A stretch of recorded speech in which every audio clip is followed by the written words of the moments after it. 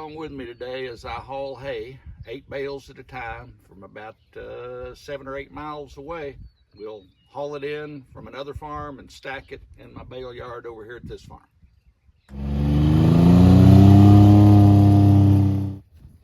Of course, the first order of business is take down the cattle panels that have kept the cows out of my bale yard for the past year. And if you saw in the background there, I had a whopping 2 bales left over from last year.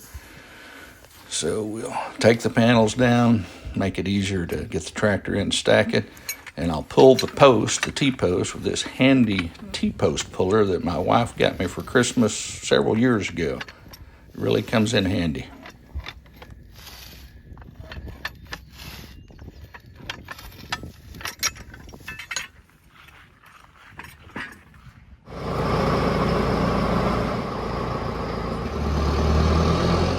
I'm going to use the larger of my 2 tractors to leave here at the bale yard. It's the one I'll use to stack the bales into. And now I'll hook up to the bale moving trailer. It's a flipper trailer that I can put 8 bales on. It's a gooseneck type. Comes in different varieties, either gooseneck or bumper hitch. We'll hook it up just like a regular gooseneck trailer, cattle trailer, or anything.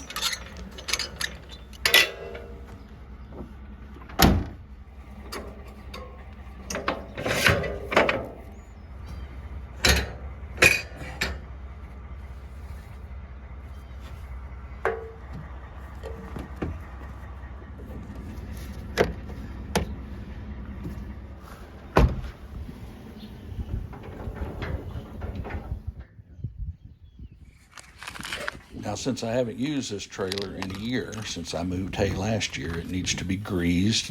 Went to get the grease gun to start greasing it and realized it's empty. So I've got to refill it with a fresh cartridge of grease. And while I'm doing this, it reminded me of what an ordeal this was when I was a kid before we had grease cartridges. My dad would buy grease in 5 or 10 pound buckets, and he would have to take a wooden paddle and fill the grease gun by just cramming it down in this same little hole that I just slipped this grease cartridge into really easy. It was quite an ordeal.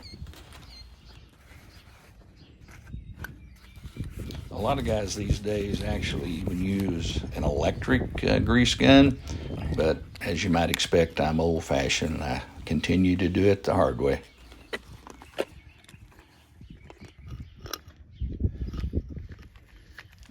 This flipper trailer has about 8 or 10 grease zerks on it, where you every place there's a pivot point.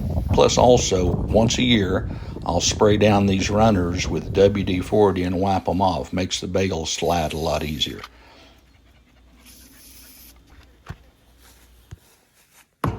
And I'll check the tire pressure just by striking each tire with a hammer. If one of them feels a little thuddy, I'll bring out the air compressor. Now we're transporting the loading tractor, the little tractor I'll use to load hay onto the trailer, about 7 miles to the farm where I bought the hay. And we'll even be on Route 66 a little bit of the time as we're going to that place.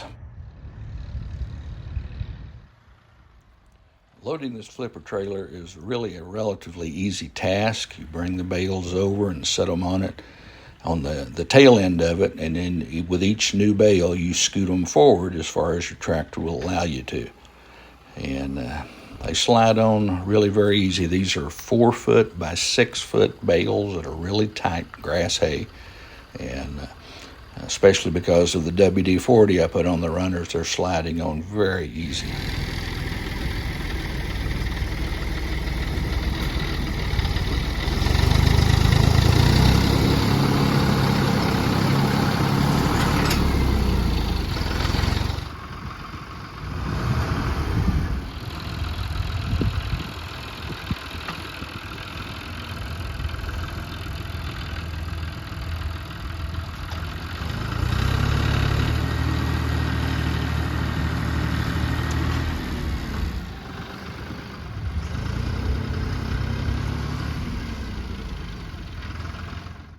Once the trailer is loaded with 8 bales, you're ready to take it to the bale yard. So we're coming out of that field, and the trailer is so long, it's sometimes kind of difficult to get out of certain fields. This one's a pretty tight fit getting out, and then of course pulling into my driveway, it's also a pretty tight fit.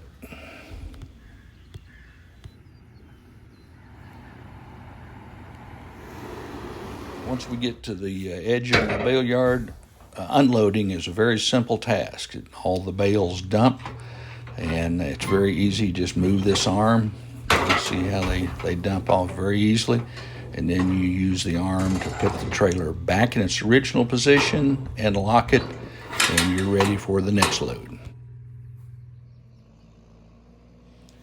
And now comes the final part, and that's stacking the hay. I stack them end to end outside to reduce spoilage, and getting that first row just right to start off is good. After you got it started, then it becomes relatively easy. You just take the bales and put them there end to end, pretty tight against each other, and that again reduces your end spoilage as much as possible.